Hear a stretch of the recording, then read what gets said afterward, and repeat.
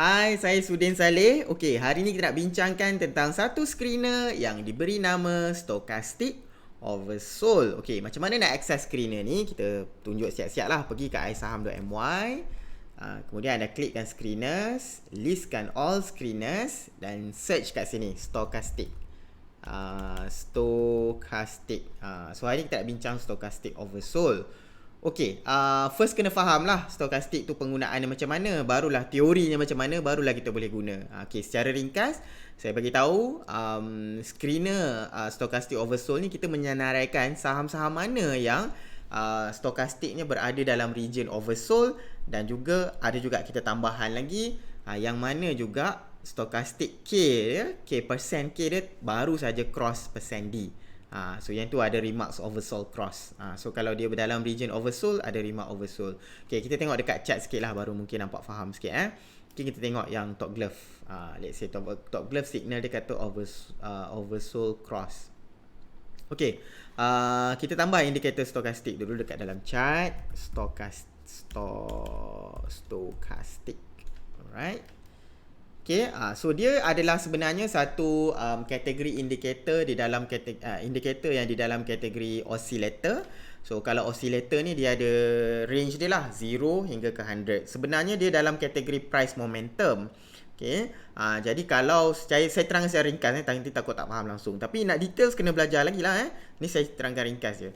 Biasanya dia menggunakan contoh antara formula dia adalah so kalau lah harga closing dalam certain period tu biasanya 14, kita pakai by default 14 hari dalam 14 hari tersebut kebanyakannya tutup harga closing dia adalah hampir-hampir dengan harga high pada purata hari tersebut. Jadi dia akan berada di region yang atas sedikit.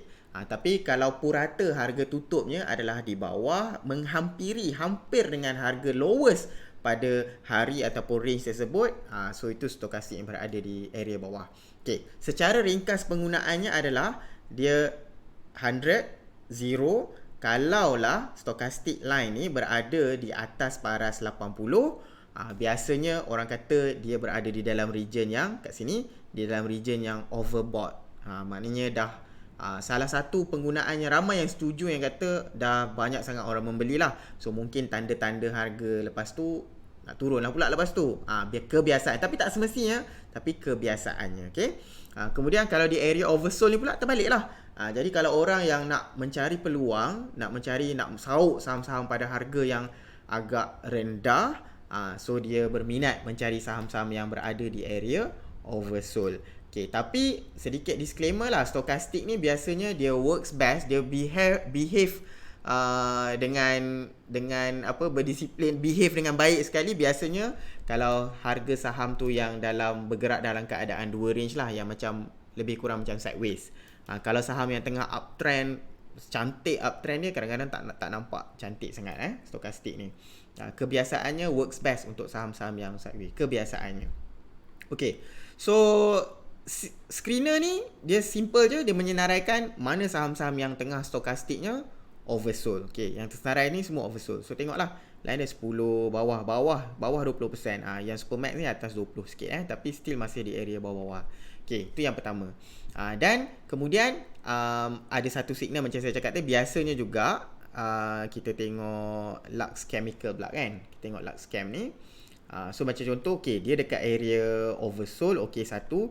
Dan satu lagi biasanya ada yang kebanyakan menggunakan juga teori ni. Kalau kita nampak dua line kan, line biru dengan line merah ni, by default chart selalunya line biru ni adalah the percent K ataupun the stochastic line. Yang biru ni is the average dia, which is biasanya dia guna pakai macam mana? Kalau line biru ni cross ke atas merah, maknanya itu adalah signal buy lah, signal buy dekat dalam tu. Ni untuk orang yang setuju dengan teori stokastik ni lah. Jadi so nampaklah kat sini dia baru cross biru tu, baru cross merah. Sebab tu dia keluar dalam signal ni. Jadi kalau ada yang berminat, mungkin nampak macam dia dah turun sedikit. So ada juga lagipun dekat-dekat dengan support ni.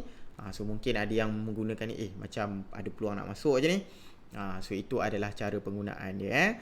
So kita tengok macam lain-lain lah. Macam contoh, okay, selain daripada glove sector lah, cuba tengok yang lain. Jiankun oversold cross juga. So kita klik dekat sini. And we go and see. So stokastiknya dekat area oversold, tapi bukannya bawah oversold sangat, tapi masih lagi agak rendah. Dan nampak biru line ni, saya zoom in sikit, line biru baru melepasi line merah. So itu ada yang menggunakan, siapa yang setuju dengan teori stokastik ni, dia berminat lah mencari saham-saham yang area oversold dan biru ni baru cross merah. Jadi senang kalau anda faham teori ni, tapi kena belajar lah teori ni. Kalau anda setuju dan nak screen saham-saham yang mana mengikut stokastik, oversold dan signalnya pula baru cross, boleh fokus pada screener ni dan tengoklah yang mana ada remarks oversold, cross. Tapi masih kena buat trading plan masing-masing. Okey, itu sedikit sebanyak penerangan tentang stokastik oversold. Dan kalau anda suka video-video saya, jangan lupa subscribe. Dan kalau ada topik-topik yang anda ingin ataupun screener lain yang ingin saya komen, jangan lupa type di ruangan komen ni. Terima kasih kerana menonton. Jumpa lagi dalam video yang lain.